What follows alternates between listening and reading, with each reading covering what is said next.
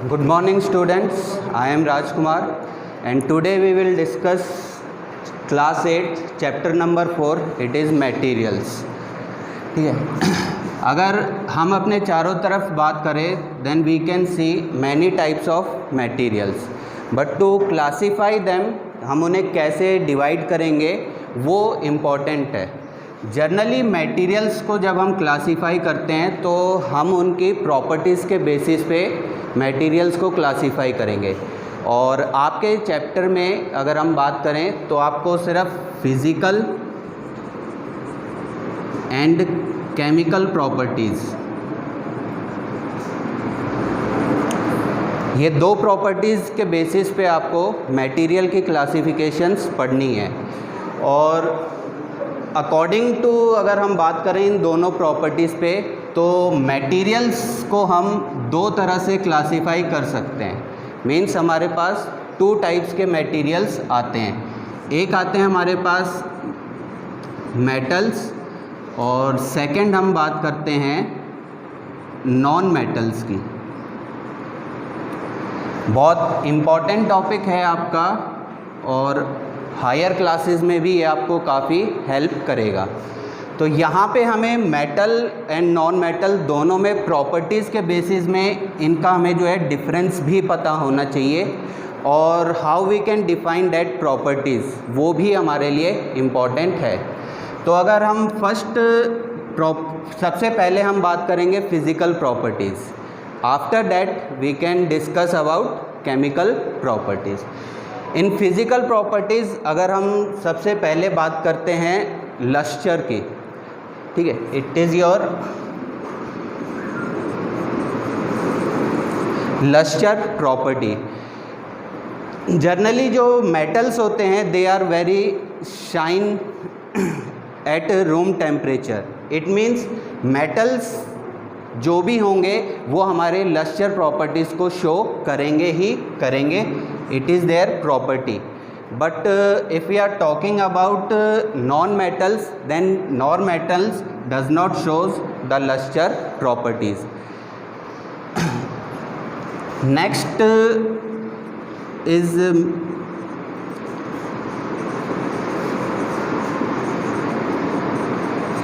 Malleability. आपने देखा होगा कि एक आयरन नेल होती है और उस पर जो ब्लैक स्मिथ होते हैं यानी कि जो लोहार का काम करते हैं लोहे का, वो कंटिन्यूसली क्या करते हैं, एक हैमर से उसको बीट करते रहते हैं. यानी कि they are showing a beating process. और ड्यू टू दैट बीटिंग, उस बीटिंग की वजह से क्या होता है, जो हमारे पास आयरन नेल थी उसकी जो शेप होती है दैट शेप इज़ चेंज और वो कुछ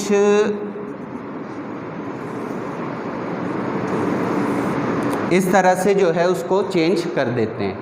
यानी कि जो हम कह सकते हैं कि थिकनेस जो आयरन नेल की थी वो कंटिन्यूसली क्या होती है, डिक्रीज़ होती जाती है because of the beating process. तो मेटल्स जो होते हैं अगर उनको हम बीटिंग प्रोसेस में यूज़ करते हैं तो कंटिन्यूसली उन्हें हम जो है शीट्स में चेंज कर सकते हैं. जनरली आपने कई जगह देखी होंगी जो बिल्कुल थिन शीट्स होती हैं वो एक्चुअल में हमारी मेटल्स की ही बनी होती हैं. और अगर आपसे प्रोसेस पूछ लिया जाए तो प्रोसेस जो होता है वो beating process and properties malleability. लेकिन अगर हम बात करें नॉन मेटल्स की तो जनरली जब भी हम नॉन मेटल्स को बीट करते हैं तो वो क्या हो जाते हैं, दे ब्रेक डाउन, टूट जाते हैं, वो स्प्लिट हो जाते हैं. इट मीन्स जो नॉन मेटल्स हैं वो हमें मैलेबिलिटी प्रॉपर्टी शो नहीं करते हैं. और मैलेबिलिटी को ही अगर हम कंटिन्यूसली करते जाएं बीटिंग में ही तो आपकी जो नेक्स्ट प्रॉपर्टी आती है फिज़िकल प्रॉपर्टी उसे हम डिस्कस करते हैं, that is ductility.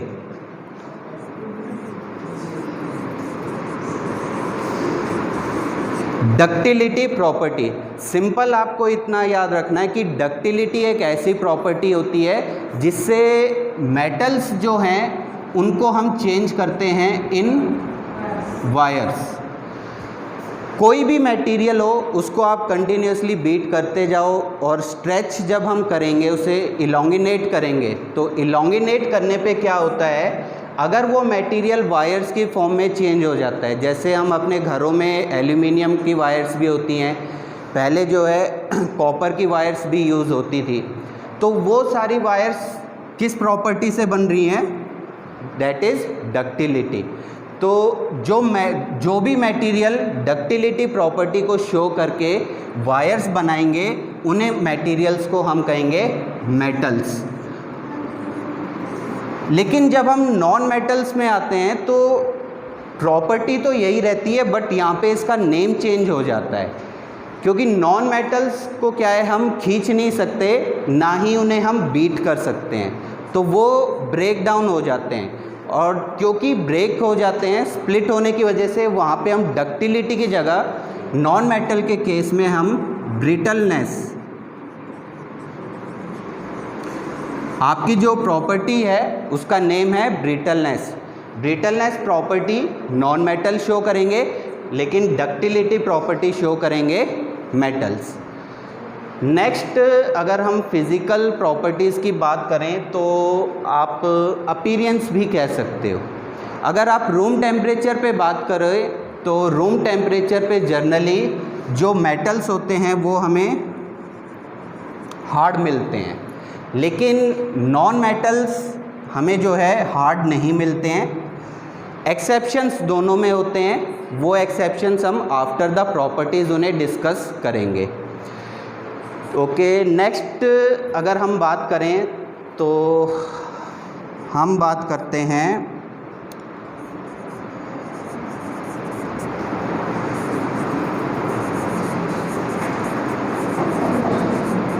Heat and electricity. Actual में ये दो अलग अलग प्रॉपर्टीज़ हैं, आप दोनों को सेपरेटली भी डिफ़ाइन कर सकते हो, बट अगर आप सेम एज ए कंबाइन करना चाहते हो तो वो भी कर सकते हो, नो प्रॉब्लम। अगर आपने कई बार देखा भी होगा या किचन्स में जब हमारी मदर्स काम करती हैं तो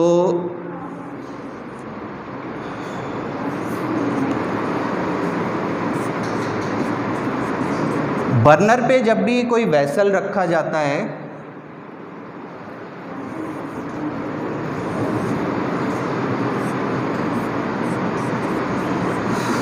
तो वो बर्नर से जो भी हीट होती है वो सारी की हीट सारी हीट क्या जाती है, हमारे वेसल्स में जाती है, और वेसल में हमारे पास एक हैंडल भी होता है।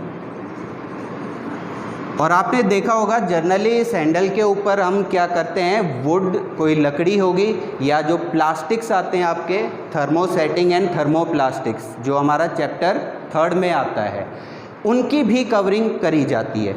बट इन केस अगर आप ये मान लो कि बाई चांस अगर वो कवरिंग नहीं की हुई, तो जैसे ही हम बर्नर से हीट सारी की सारी हमारे वेसल्स में जाएगी, और आप अगर हैंडल को टच कर लोगे तो हैंडल क्या होगा, काफ़ी हॉट होगा, इसका जो टेम्परेचर जो होगा वो काफ़ी ज़्यादा होगा, जिसकी वजह से हमें नुकसान हो सकता है, हमारी स्किन भी बर्न हो सकती है। तो हम अगर बात अपनी प्रॉपर्टी पे वापस आएँ तो मेटल्स जो होते हैं they are very good conductor of heat. अभी हम सिर्फ बात कर रहे हैं हीट की। गुड कंडक्टर इसलिए क्योंकि बहुत ही कम टाइम में वो ज़्यादा से ज़्यादा हीट को गेन कर लेते हैं, इसीलिए जो भी वेसल्स बनाए जाते हैं वो मेटल्स के बनाए जाते हैं। लेकिन हीट का अगर हम बात करें नॉन मेटल्स के केस में, तो नॉन मेटल्स में भी क्या होता है, वो हीट तो होते हैं, गर्म वो भी होते हैं, लेकिन जो पर टाइम उनकी हीट होती है वो बहुत कम होती है। तो इसलिए हम कह देते हैं कि non metals are not good conductor of heat. ऐसे ही हमारे पास जो नेक्स्ट प्रॉपर्टी आएगी डेट इज़ इलेक्ट्रिसिटी। इलेक्ट्रिसिटी में आपने कई बार इलेक्ट्रिशियंस को देखा होगा, या आपके घर में भी जो है इलेक्ट्रिक डिवाइसेस होंगे,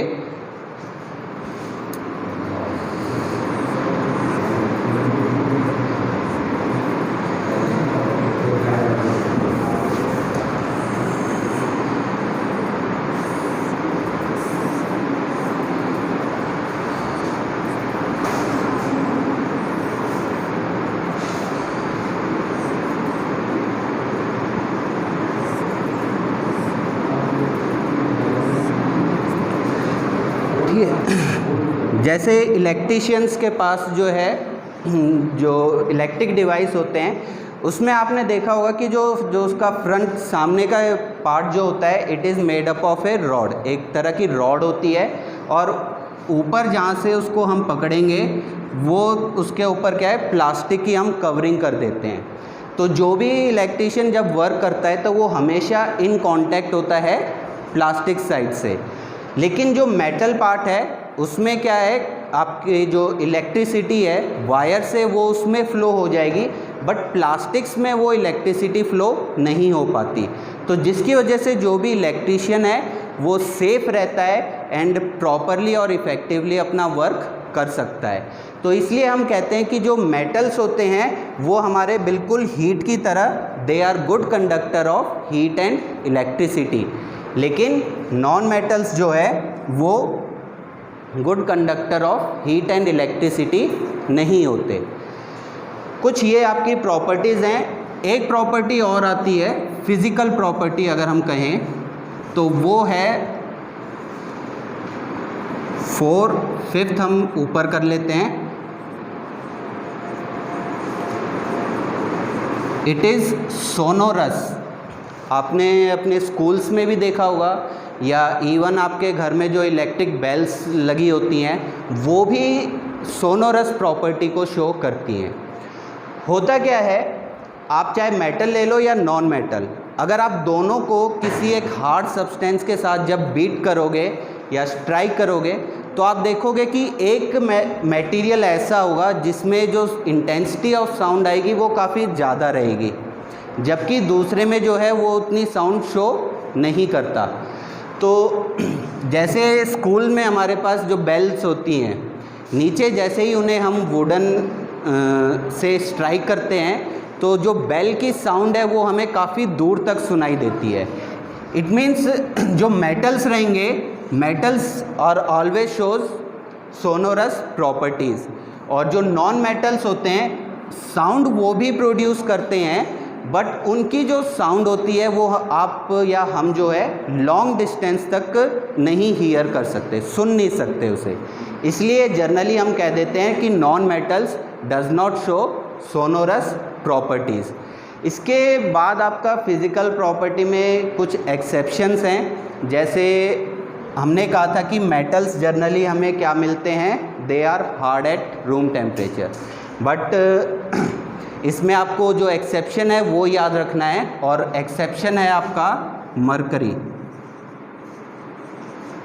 मरकरी एक ऐसा मेटल है जो हमें रूम टेम्परेचर पे लिक्विड स्टेट में हमें मिलता है। ठीक है, तो ये आपको एक एक्सेप्शन याद रखना है इन केस ऑफ मेटल्स। और वहीं अगर हम बात करें नॉन मेटल्स की, तो नॉन मेटल में आपको जो एक्सेप्शन याद रखना है वो रहेगा आपका graphite.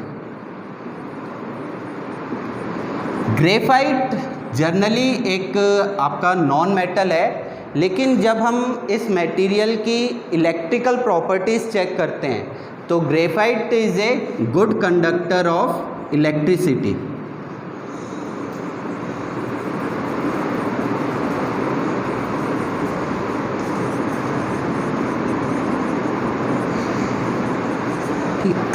It is a good conductor of electricity. तो अकॉर्डिंग टू अगर हम आपके चैप्टर की बात करें तो मरकरी और ग्रेफाइट ये दोनों आपके लिए बहुत इम्पॉर्टेंट रहेंगे, क्योंकि क्वेश्चन इनमें से बनाए जा सकते हैं। तो ये था आपका regarding the physical properties of materials in case of metals and non metals.